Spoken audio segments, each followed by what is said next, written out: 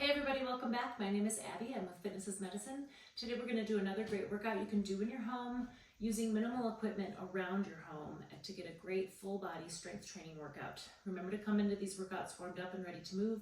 5 to 10 minutes of a cardio workout just to get your heart rate up, your muscles and joints warmed up, and your mindset ready for movement. Okay, we're going to start today with a lat pull down using a machine you may have in your home. If you don't have a machine in your home, you can use the tubes that we always talk about where you have it in a higher position and you're pulling down. This is, a lot of people do have these in their home, and I like to come back to these sometimes and show proper form because there are a lot of improper forms going on with this exercise in particular. So with my home machine, I think it's a pretty typical standard setup. With the bar above me. This is one thing that people feel like they may be lacking in their normal routine with just tubes, because your lats are big muscles. Your latissimus dorsi are big muscles in your back, and lifting heavy weights or a little bit heavier than tubes can feel like you're getting those muscles worked a little bit harder.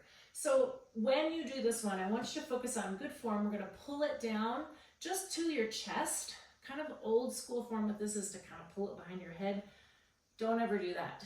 Always adjust, and you're going to pull it in front of you because you don't want to compromise your shoulders or your neck ever.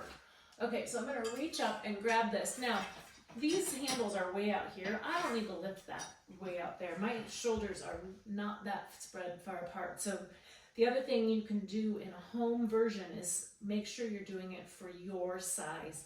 So I'm going to pull it straight down in front of me. I don't have a lot of space here, so I have to sit up with really good posture. Now, when my arms go up, I'm not letting my shoulders go up. So none of this, my shoulders stay down. And I'm squeezing down with my back. So my back and shoulders are working here. Think about squeezing my shoulder blades. Always keeping my tummy tight and breathing. Never hold your breath, especially when you're lifting a little bit heavier weights. Let's do 2 more. 9 and 10. The other thing you can do is you can kind of compromise with home equipment. It's easier also for a range of motion. If I sit this way, it's not always going to be possible for you to make these adjustments, but this gives me a little bit more breathing room, and then I can really focus on squeezing that back without being so upright on the seat back. Okay, all right. Next we're going to do step ups. So you can either do this with a step that you may have in your home. Give a little different camera angle here, or at the bottom of your stairs. So that's always an option. Most people have at least one step into their home or a stairwell or something. You can just use that bottom stair. I'm gonna hold a weight in my outside hand. I want my other hand ready to hang on to something if I need it for balance. And then we're gonna put one foot up on that step, and we're gonna go up and down. So we're just controlling that one quad. So one quad is really working hard here, up and down, and also that same glute. Think about squeezing that glute as you go to stand up. And this is a controlled, you don't have to do it super slowly, but I'm doing it in a controlled manner, so I'm not stepping up and down very quickly. Good posture, keeping those shoulders level even though you're holding a weight in one hand. 2 more. And 10. Okay, now we're going to turn around, just step on the other side, or just switch hands and weights if you're using the bottom of your stairs. Bottom step on your stairs. Keep breathing, keeping those shoulders level, good posture, tummy nice and tight.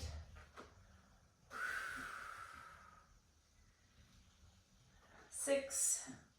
This is a good one that you can do that if you do have knee pain, because you're stepping back and not putting so much pressure on that knee as we would if it was squats or lunges.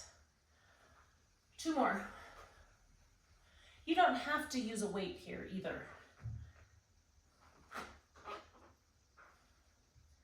All right. I'll get my kettlebell wrapped up here so I don't trip over it. Move my step out of the way. Okay, next we're going to use a tube over here. You can either have it higher or about chest height. I've got a little bit heavier tube, but with one handle, we're going to do some front chops. So facing the wall or your door or wherever you have your tube wrapped around or secured. Shoulders down. We're going to be in a little bit of a squat here. We're going to do some side chops facing the front. So you're going to kind of go up and down in your squat just a little bit. Really keeping your tummy tight. You should feel this a little bit in your tummy. This is also another way to work your lats and your shoulders. 9, 10, and 10. All right, good. As always, keeping those shoulders down away from your ears. Okay, next we're going to use a loop band. So I've got one of these bands that's a continuous loop. I'm going to put it around my ankles. It's easier to do if you're sitting, always. And we're going to do some monster walks. So we're going to walk back and forth across your room.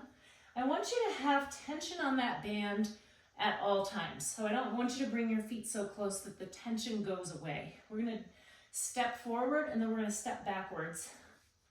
Feet about hip width or so apart.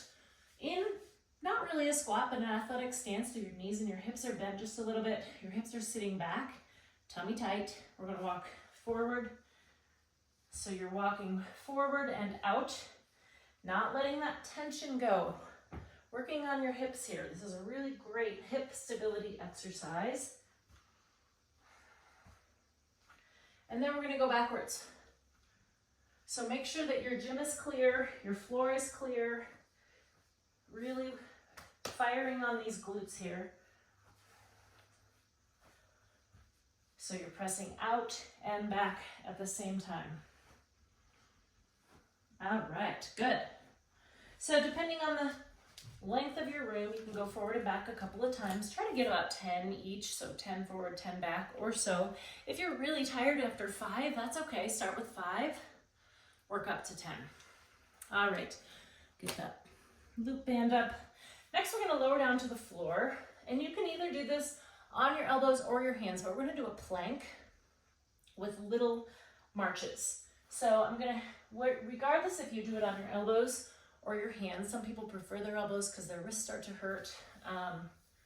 Your elbows or your hands need to be directly beneath your shoulders. So I'm going to come up into a plank, and now we're going to do this for about 30 seconds, but I want you to do tiny little marches, quiet little marches. So you're marching, just barely picking your foot up. You don't have to lift it high like this, just tiny little ones. So you're staying as stable as you can. You want your hips and back to stay as stable as possible here. So I don't want you, lifting like that. If it's too much, just hold the plank. And then if you need to, you can come down to your knees. For the last 5 seconds, see if you can do a few more marches. And rest. Good.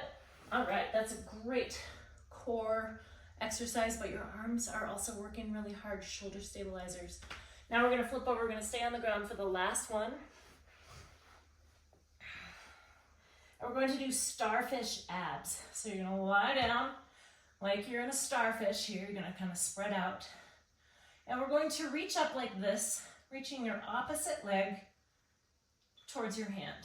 Now, if that feels really challenging, bend your knees, and we'll do this. So you're getting some cross action here. So if that feels good, stay here. This is a core exercise though. So what I want you to do is, if this feels okay, I want you to try to pick it up just a little bit. So you're gonna lift the opposite shoulder off the ground to reach towards that shin. Breathe. Now I'm kind of coming up on my opposite elbow. You'll notice. We're going to do one more on each side. All All right, good. Okay, so go through those, find which level works for you. If all of these feel okay, go through them one more time, maybe 2 more times. Add some cardio in between. Get that calorie burn up. Get your heart rate up a little bit. And at the end of it all, do a little cool down and some good stretches. If you have any questions or need any modifications, always let me know. You can leave a message in the comments or you can message me privately. Otherwise, I'll see you next time. Have a great workout, everybody.